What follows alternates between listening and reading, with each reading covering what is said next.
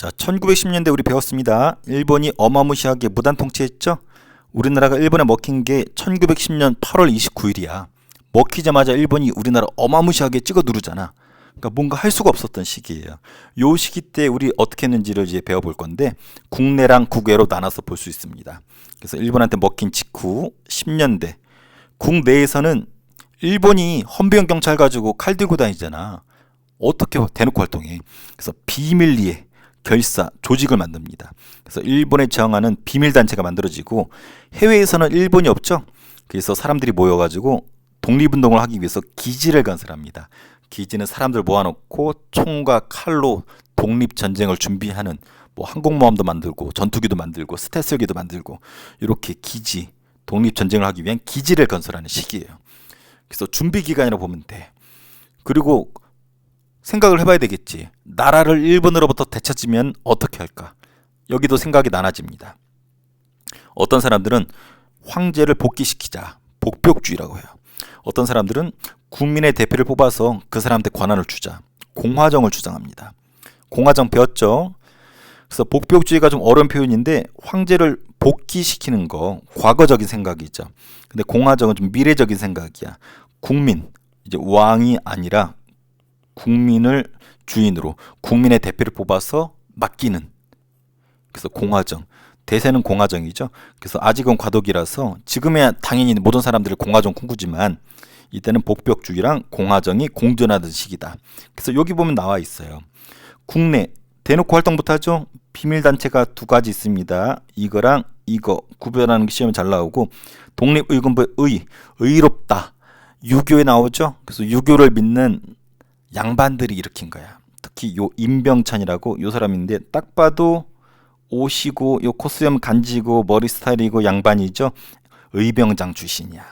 고종이 비밀리에 카톡을 보냅니다. 카톡, 야야야, 집에서 처자지 말고 빨리 나라를 찾으라고 비밀리에 카톡을 보내요, 임병찬한테. 그래서 병찬이가 자다 말고 일어나서 의병을 일으킵니다. 그래서 전국적으로 의병을 일으키기 위해서 준비를 해요. 목적은 고종 황제를 복귀시키기 위해서, 아까 본 것처럼 복벽주의를 꿈꿉니다. 그래서 국권, 나라의 주권을 돌려달라고 요구서까지 준비했지만 실패하게 됩니다. 그래서 독립의군부 색깔이 되게 과거적이죠. 황제 복귀.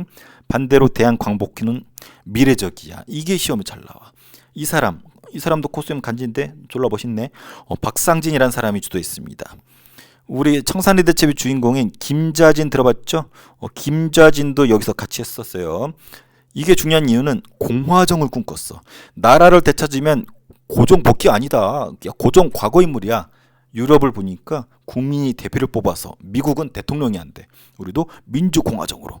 그럼 나라를 어떻게 되찾을 건데? 군대로 조직할 거야. 어디에? 만주 요 위쪽이거든요. 만주에다가 무관학교, 군인 양성소를 만들고 독립군을 양성할 거야. 그러면 돈이 필요하니까 군자금도 모금하고, 누구 삥 뜯냐면 친일파들, 부자들, 부호는 부자거든요. 친일파 부자들을 처단하고 그들로 인해서 군자금도 모금하고, 만주에 학교 만들고 군대식으로 나라를 찾을 거야. 나라를 찾으면 고종 아니야, 국민의 대표로 세울 거야. 공화정을 할 거야. 그래서 대한광복회는 시험에 두 개 중에 졸라 잘 나온다라는 거. 하지만 시험은 거의 여기서 나와요.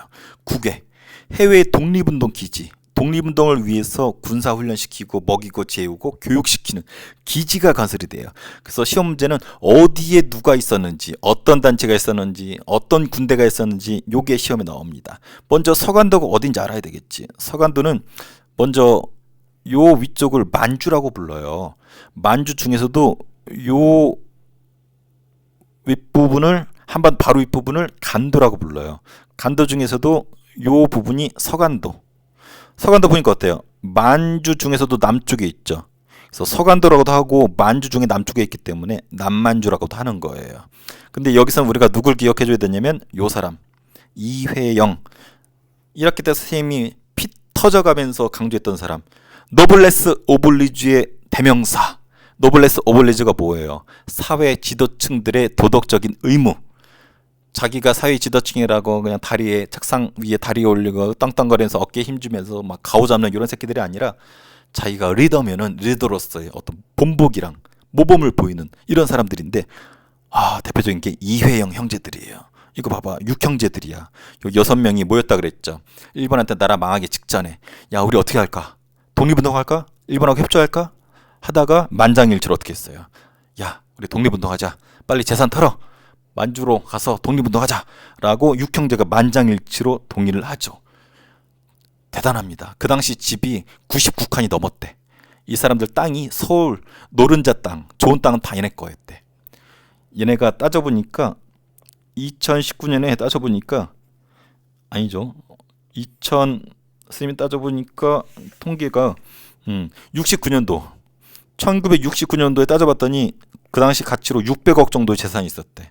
근데 2015년은 가치로 약 2조 정도의 재산이 이 사람들이 있었던 거야. 야, 15년이면 지금 10년 전이거든. 10년 전에 2조면 지금은 더 많겠죠. 그 어마무시한 재산을 이 사람들이 가지고 있었던 거야. 이거를 빨리 처분합니다. 근데 너무 급하게 처분하느냐고 제대로 처분하지 못하고 처분한 거 가지고 어디로 가냐면 방금 본 것처럼 여기 서간도로 갑니다. 가서 독립운동하게 돼. 거기서 학교 짓고 집 짓고 탱크 만들고 총 바주카포 만들고 기관총 만들고 독립운동을 준비하게 됩니다. 자기 식소들 데리고 가가지고 거기서 심지어 얘네 아내들은 독립군들 밥하고 빨래하고 바느질하고 그래서 손에 지문이 다 사라졌대. 안타까운 건 독립운동 했고 나중에 광복을 맛봐요. 근데 이 이시영 빼놓고는 다 죽었어. 요 이회영까지도. 요 사람 이회영이거든요. 감옥에서 죽습니다. 그래서 6형제 중에 5명이 죽어. 5명이 고문받다가 감옥에서 죽거나 굶어 죽거나 실종되거나. 해방되고 나서 이시영 혼자 남았어. 막내야. 그래서 사진이 남아 있습니다. 해방 직전에 우리나라에 들어오려고 찍은 모습인데 임시정부거든요. 요 가운데 있는 요 분이 김구야. 나머지 사람들 다 웃고 있죠. 태극기 들고. 근데 여기 울고 있는 사람이 있어. 한 손을 얼굴을 짚고 잘 봐봐요. 이 사람 울고 있어. 이 사람이 이시영이거든. 그래서 이회영의 동생. 그래서 요 6형제 중에 막내였던 이시영만 살아남고 해방된 조국의 남들 웃고 있는데 울고 있어. 해방돼서 너무 기쁘지만 자기 가족들 다 죽었거든.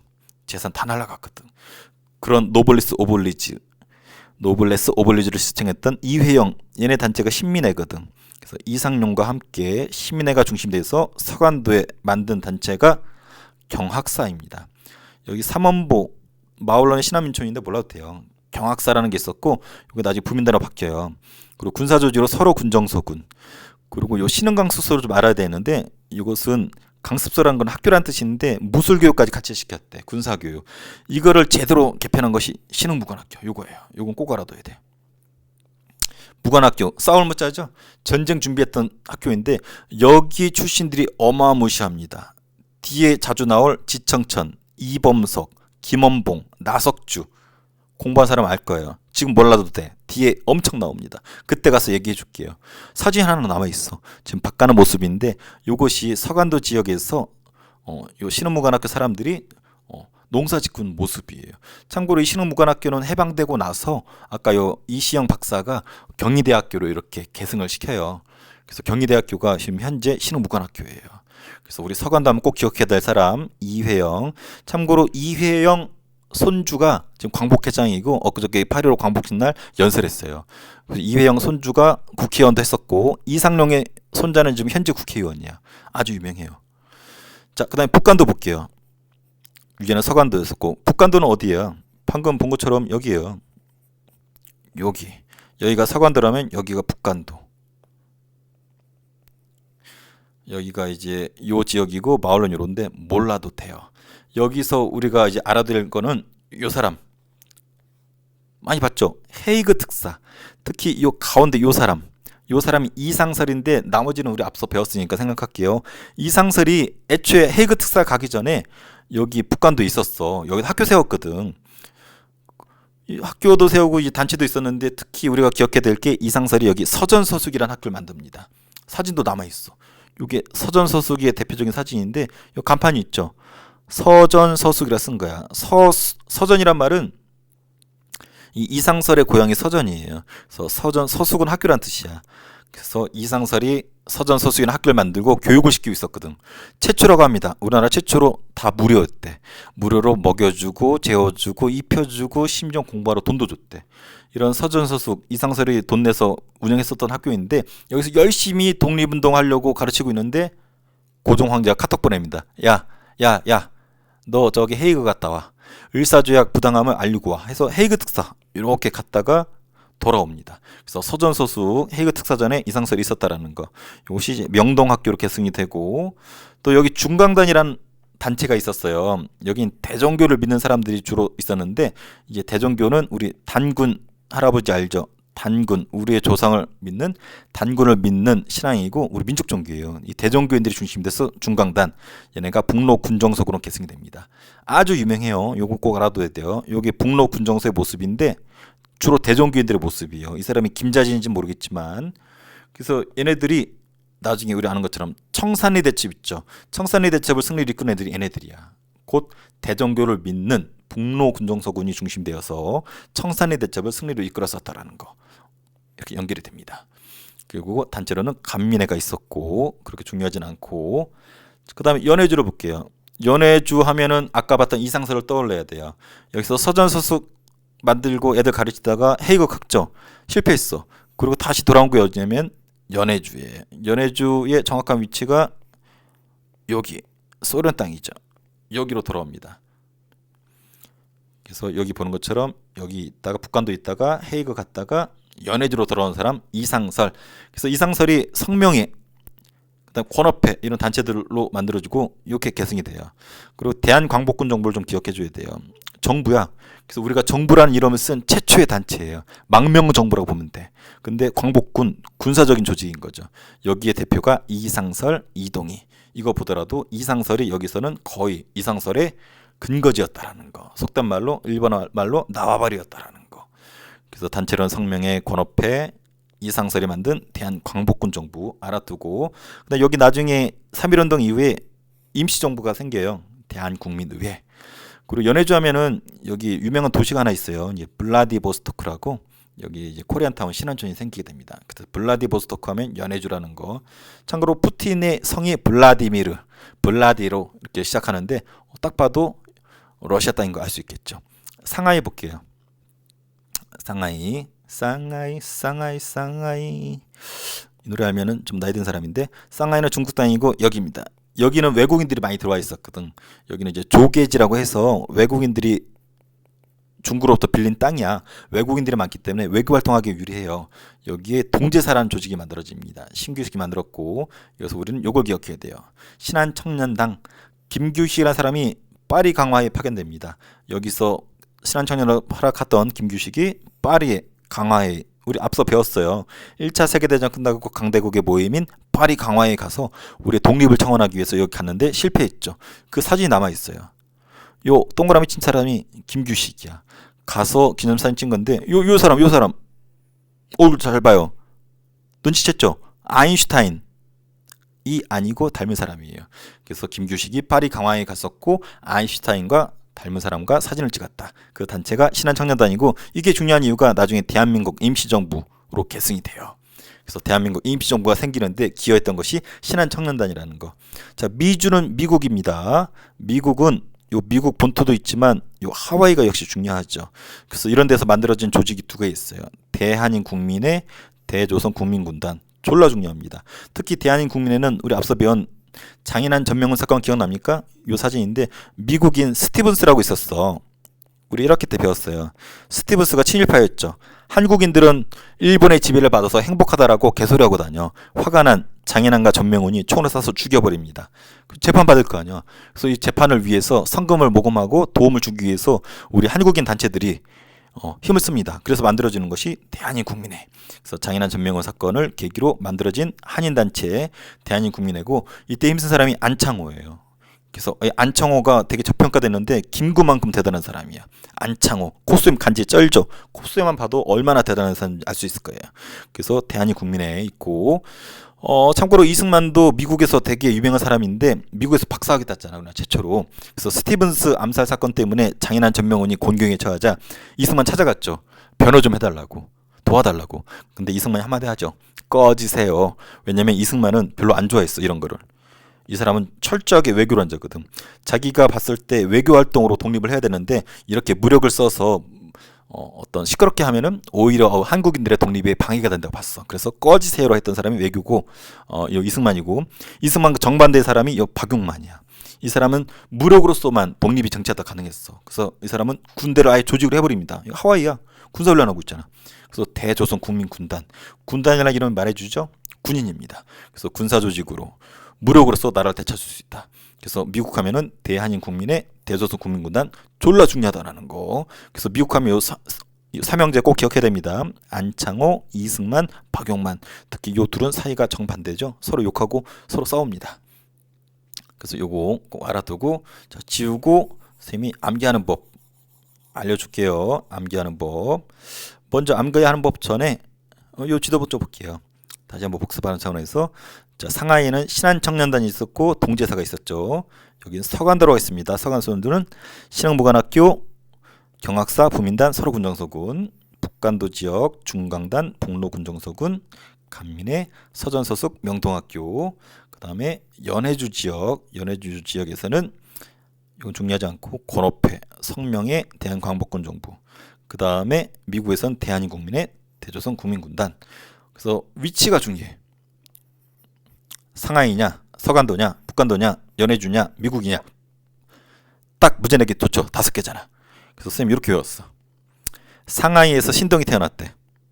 그래서 신흥무관학교에, 서간도에 가서 신흥무관학교에 입학했고 글을 부르고 서로 경부선을 탔대. 북간도로 가서 북한 중국 사람들이 서명을 해줬대. 그리고 연해주로 가서 블라디미르 푸틴을 성권, 여러 권법 중에서 당랑권, 직권 이런 것 중에서 성권으로 2대를 쳤대. 미국 가서 또 트럼프도 2대 쳤대.